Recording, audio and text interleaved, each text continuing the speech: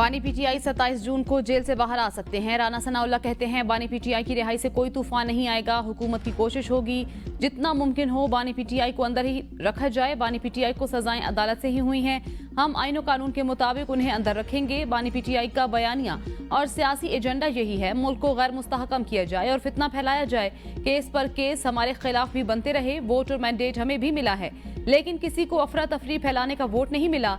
बानी पीटीआई जमहूरियत के साथ आगे बढ़ने की बात करें तो हमें उनकी जात से दुश्मनी नहीं।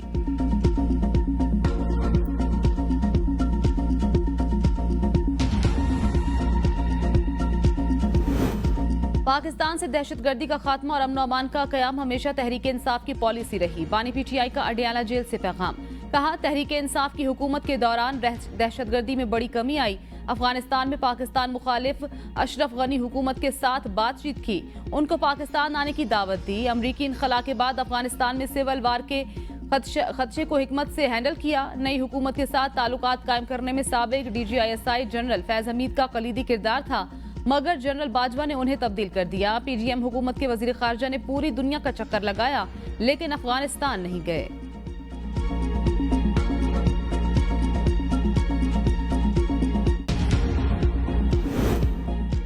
चीनी वफ्द पाकिस्तान में सियासी नब्ज देखने आया था। वजीर खारजा इसहाक डार का इस्लामाबाद में तकरीब से खिताब। कहा बदकिस्मती से मुल्की अदम इस्तेहकाम ने सब कुछ तबाह कर दिया।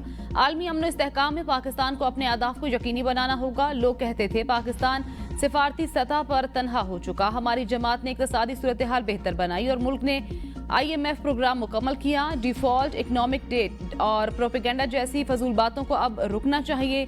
जब पाकिस्तान की बात आए तब सियासत से इज्तिनाब करना चाहिए। पाकिस्तान में चीनी बाशिंदों के तहफ़्फ़ुज़ को हर सूरत में यकीनी बनाएंगे। भारत से बाहमी एहतराम की बुनियाद पर पुरअमन ताल्लुकात चाहते हैं, मगर पाकिस्तान भारतीय बालादस्ती के क़याम की यकतरफा कोशिशों को कबूल नहीं करेगा।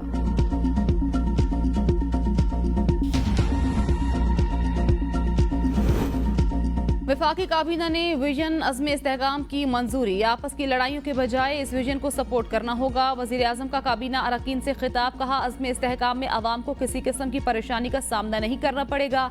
ऑपरेशन बारे गलत फहमियाँ फैलाई जा रही हैं। ये ऑपरेशन माजी के ऑपरेशन से मुख्तलिफ होगा। इंटेलिजेंस की बुनियाद पर मखसूस इलाकों में दहशतगर्दों के खिलाफ कार्रवाई होगी। ऑपरेशन से आबादियों की नकल मकानी नहीं होगी। अज़्म इस्तेहकाम तमाम पहलुओं पर मुश्तमिल एक कौमी विजन। ऑपरेशन में सियासी, सिफारती और दीगर पहलू भी शामिल। वज़ीर आज़म की बजट इजलास के दौरान वुज़रा को पार्लियामेंट में हाजिरी यकीनी बनाने की हिदायत। कहा वुज़रा पार्लियामेंट में मौजूद अपने दफातर में बैठा करें। वुज़रा को पार्लियामेंट से जाने से कबल पेश की इत्तला देने की हिदायत।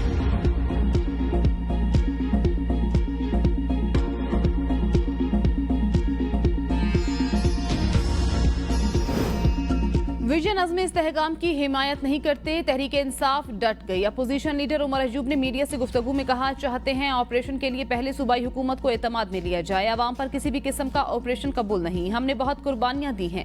सारे का सारा नज़ला खैबर पख्तूनख्वा और बलोचिस्तान की आवाम पर गिराने की कोशिश की जा रही है।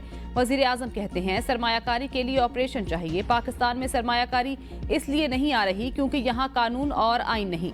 एक मुल्क में दो कवानीन नहीं चलने देंगे। मामला पार्लियामेंट में लाएं, इन कैमरा ब्रीफिंग दें।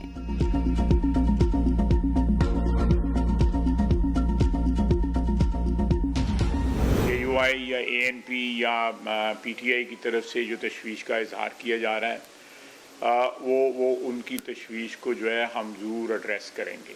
सिर्फ जो दहशतगर्दी की बढ़ती हुई एक लहर पिछले चंद माह से चल रही है, हम उसका मुकाबला करना चाहते हैं और उसको ख़त्म करना चाहते हैं। 3 जमातें वोट बैंक के लिए ऑपरेशन अज़्म इस्तेहकाम की मुखालिफत कर रही हैं। हमारी कोई सियासी अज़ाइम नहीं। मुल्क से दहशतगर्दी का खात्मा चाहते हैं। वज़ीर दिफा ख्वाजा आसिफ का PTI, JUI और ANP को पैगाम। प्रेस कॉन्फ्रेंस में कहा ऑपरेशन अज़्म इस्तेहकाम पूरी कौम के ताउन से होगा। ख्वाजा आसिफ का ऑपरेशन अज़्म इस्तेहकाम पर अपोजिशन के तहफ़्फ़ुज़ात दूर करने का ऐलान। कहा PTI समेत तमाम जमातों के तहफ़्फ़ुज़ात दूर करेंगे। दहशतगर्दी पर काबू पाना फौज का ही नहीं दीगर इदारों का भी काम है। सबको ऑपरेशन की सपोर्ट करनी चाहिए। वज़ीर आला खैबर पख्तूनख्वा ने दबे अल्फाज में आमादगी जाहिर की। कोई इख्तिलाफ नहीं किया। बुनियादी तौर पर ऑपरेशन KP और बलोचिस्तान में किया जाएगा। अदलिया ने कौमी सलामती की कोशिश में सपोर्ट ना किया तो ये ऑपरेशन मुअस्सर नहीं रहेगा। हमने अफगानिस्तान से ताउन मांगा मगर ठोस पेशरफ नहीं हुई। ऑपरेशन किसी के कहने पर नहीं हो रहा, ये हमारी अपनी जरूरत है।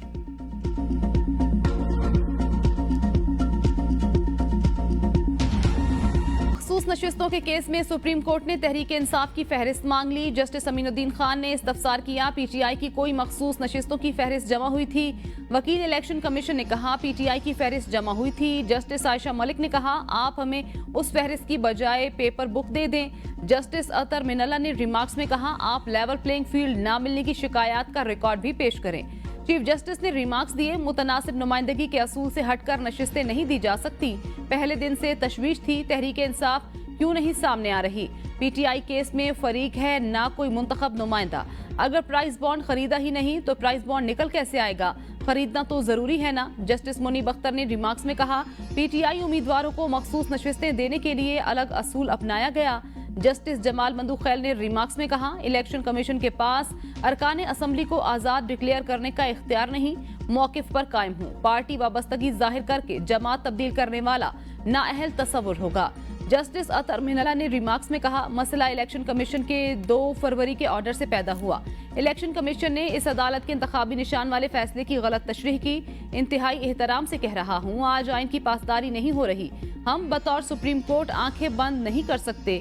बतौर सुप्रीम कोर्ट सर रेत में दबाव लिए हैं। केस की समाअत जुमेरात तक मुलतवी।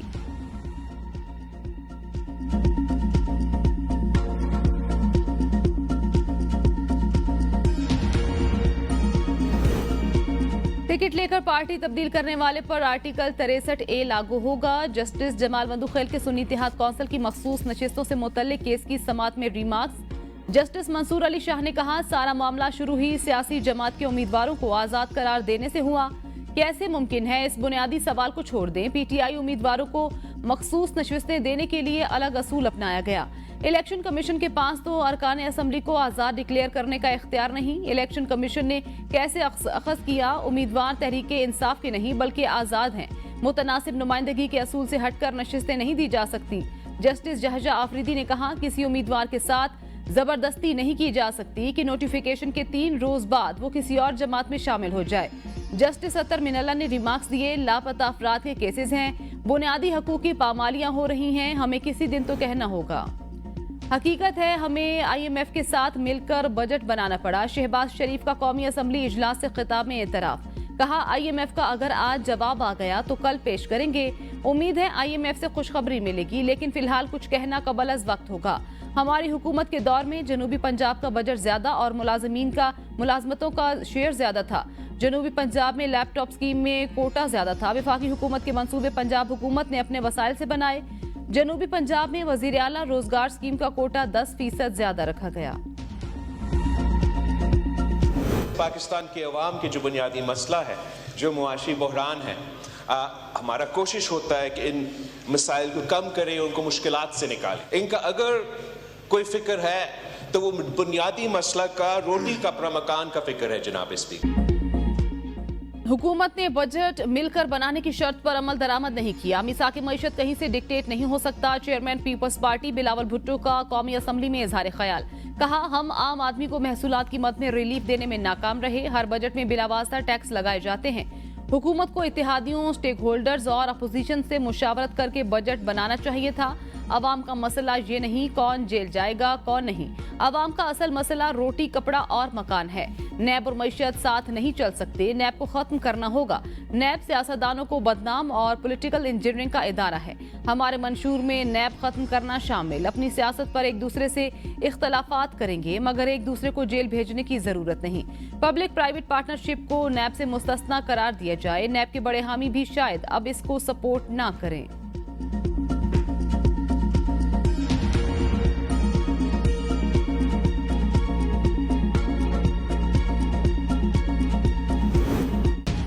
टैक्सेस लगाने का मकसद खसारे में कमी लाना है। कीमतों में बिगाड़ पैदा करने वाली सब्सिडी का खात्मा किया जाएगा। बजट से मुतल्लिक मुस्बत तजवीज़ का खैर मकदम करते हैं वजीर खजाना मोहम्मद औरंगजेब का कौमी असम्बली में इजहार ख्याल। कहा स्टेशनरी आइटम के लिए सेल्स टैक्स इस्तिस्ना को बरकरार रखा गया। खैराती अस्पताल के सेल्स टैक्स से इस्तिस्ना पर गौर कर रहे हैं। इस्लाहात से पेंशन अखराजात को कम किया जाएगा। ताजिर दो स्कीम का हिस्सा ना बनने वाले ताजिरों के खिलाफ कार्रवाई का वक्त आ गया। हुकूमत टैक्स टू जीडीपी को 13% तक बढ़ाने और महंगाई में कमी के लिए पुरअज़्म है। कोशिश है कि अगला IMF प्रोग्राम आखिरी हो। PIA के निजकारी के अमल को तेज किया जा रहा है। मुल्क को खोया हुआ मकाम वापस दिलाएंगे। हुकूमत मईशत की बेहतरी के लिए सूबों के साथ मिलकर काम करेगी। सिक्योरिटी इदारों की कारकर्दगी पर एतमाद और फख्र है। हुकूमत जामे मनसूबाबंदी से चीनी बाशिंदों की सिक्योरिटी यकीनी बना रही है। वजीर खजाना का कौमी असम्बली और सेनेट के स्टाफ को 3 बुनियादी तनख्वाहें देने का भी ऐलान।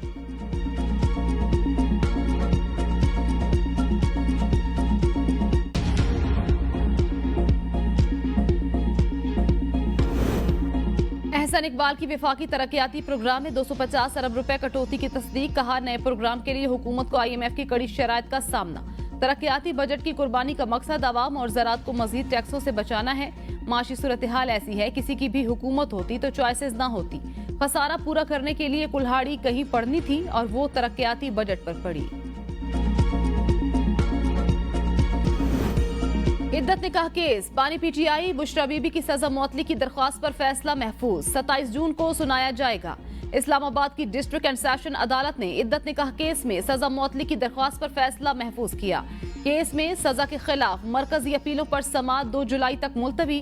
बानी PTI के वकील बैरिस्टर सलमान सफदर ने अपने दलाइल में कहा, इन अपीलों पर पहले 15 से जायद समाअतें 3 माह में हो चुकी हैं। इस केस में कभी शिकायत कुनिंदा और कभी प्रोसिक्यूशन ने कहा केस पढ़ना है। इससे साबित होता है कि केस में कुछ नहीं, मुझे नहीं मालूम अदालत ने क्या फैसला करना है, मगर जो भी फैसला आया मैं सुनकर चला जाऊंगा।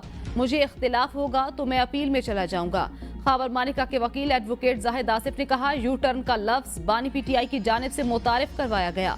अदालत ने देखना है झूठा कौन है और सच्चा कौन। दौरान दलाइल खुदा गवाह मूवी का गाना तू मुझे कबूल मैं तुझे कबूल गाकर सुनाया। बानी PTI पर अब केस बनाएंगे तो इसकी कोई आईनी हैसियत नहीं होगी। अब केस बनाने से कौम और बिफर जाएगी। सरदार लतीफ खोसा कहते हैं, आज जजेस ने कहा इलेक्शन कमीशन ने सुप्रीम कोर्ट के फैसले की गलत तशरीह की। आइन में वाज़ेह है, इलेक्शन कमीशन किसी सियासी जमात पर पाबंदी नहीं लगा सकता। एस्टैब्लिशमेंट एग्जेक्टिव के ऊपर आकर बैठ गई है। चीफ जस्टिस की अपनी ऑब्जर्वेशन, लेकिन साथ ही जजेस उनसे इत्तेफाक नहीं कर रहे।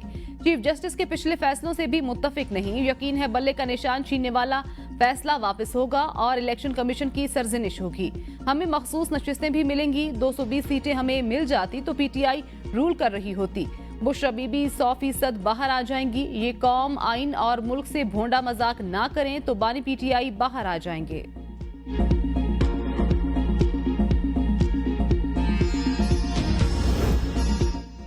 फोन टेपिंग का कोई कानून मौजूद नहीं। जो हो रहा है वो गैर कानूनी है। इस्लामाबाद हाई कोर्ट के जस्टिस बाबर सत्तार के बुशरा बीबी और नजमुल साकिब की ऑडियो लीक्स के खिलाफ दरखास्तों पर समाअत में रिमार्क्स।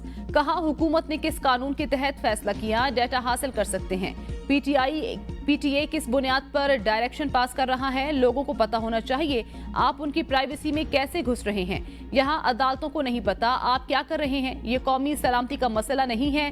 टेलीकॉम कंपनी के वकील ने बताया, मजाज एजेंसीज टेलीकॉम कंपनी के तमाम सारिफिन का 2% डाटा यकवक्त हासिल कर सकती है।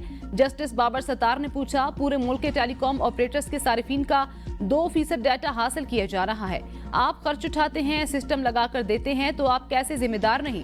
एडिशनल अटॉर्नी जनरल की चैम्बर में समाअत की इस्तदा मुस्तरद। जस्टिस बाबर सत्तार ने कहा, क्या मैं आपसे दहशतगर्दों के मुतालिक पूछ रहा हूँ, सिर्फ कानून का पूछा है। क्या आप ये कह रहे हैं जजेस के चैम्बर या वजीर आजम हाउस की टेपिंग दुश्मन एजेंसियां करती हैं? खुदा का खौफ करें, क्या इन केसेस में दुश्मन एजेंसी का किरदार मौजूद है? यहाँ रिपोर्ट्स में कई मौकिफ बदले गए। अदालत जालसाजी की कार्रवाई कर सकती है। क्या ये वफाकी हुकूमत का कंडक्ट है, या तो ये कह दें आप कानून से बालातर हैं। इस हवाले से मुनासिब ऑर्डर करूंगा। ऑडियो लीक्स केस की समाअत गैर मुअज्जना मुद्दत तक मुलतवी।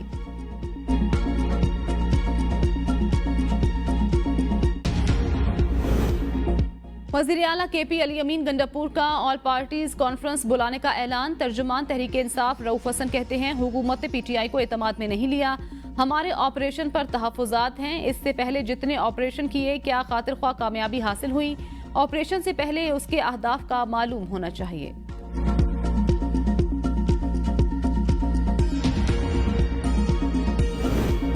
के बेशतर इलाकों में गर्मी की लहर बरकरार। तुर्बत और जैकबाबाद में पारा 49 डिग्री सेंटीग्रेड रहा।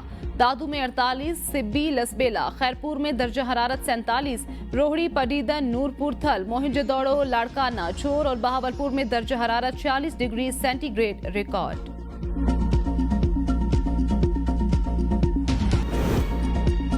साबिक विफाकी वजीर अब्बास आफरीदी ने मुस्लिम लीग नून को खैरबाद कह दिया। अब्बास आफरीदी ने बाकायदा इस्तीफा पार्टी के सूबाई सदर अमीर मकाम और मरकजी जनरल सेक्रेटरी एहसन इकबाल के नाम भिजवा दिया।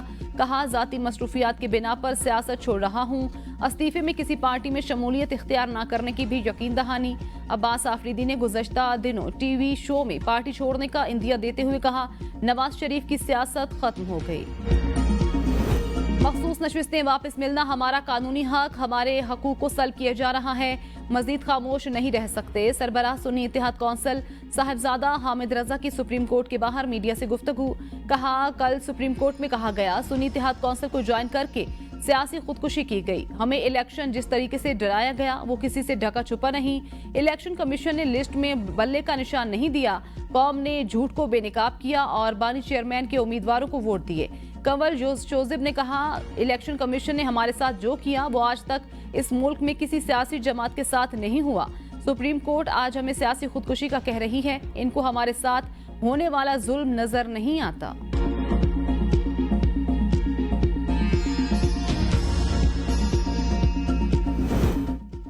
सरबराह ANP एमर वली की दहशतगर्दों की दोबारा आबादकारी के खिलाफ दायर दरख्वास्त पर पेशावर हाई कोर्ट में समाअत। तहकीकाती कमेटी बनाने की दरख्वास्त पर जस्टिस SM अतीक ने रिमार्क्स दिए। क्या आप चाहते हैं कमेटी बने और रिपोर्ट सील हो जाए? मसले को आपस में बैठकर क्यों नहीं हल कर लेते? वकील दरख्वास्त गुजार ने कहा, मालूम होना चाहिए दहशतगर्दों की दोबारा आबादकारी क्यों हो रही थी। दरख्वास्त गुजार भी निशाने पर था। असफंजार वली ने पार्लियामेंट में कहा था, हमारे बच्चों को बम नहीं किताबें दें। जस्टिस SM अतीक ने रिमार्क्स दिए, आप तो इस वक्त PDM का हिस्सा थे, कमेटी बनाते। एडिशनल अटॉर्नी जनरल ने कहा, कमेटी बनाना विफाकी हुकूमत का मैंडेट है। जस्टिस असदुल्ला ने दरख्वास्त गुजार को मुखातिब करते हुए कहा, अगर हम कमीशन बनाने का कहें तो ये हुकूमत के काम में मुदाखलत होगी। आप हुकूमत को दरख्वास्त दें, अगर दरख्वास्त मुस्तरद हुई तो अदालत आ जाना।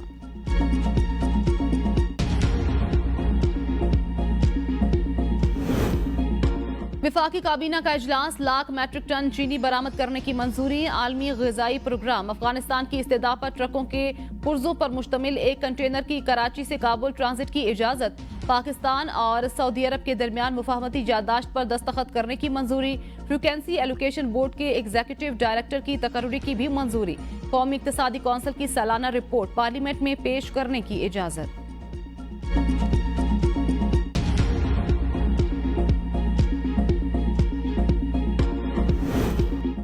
पंजाब असम्बली ने आइंदा माली साल के बजट की मंजूरी दे दी। तमाम 41 मुतालिबात ज़र मंजूर। अपोजिशन की कटौती की तमाम तहरीक मुस्तरद। पंजाब असम्बली कल आइंदा माली साल के फाइनेंस बिल की मंजूरी देगी। फाइनेंस बिल पास होने से बजट की मंजूरी का अमल मुकम्मल हो जाएगा।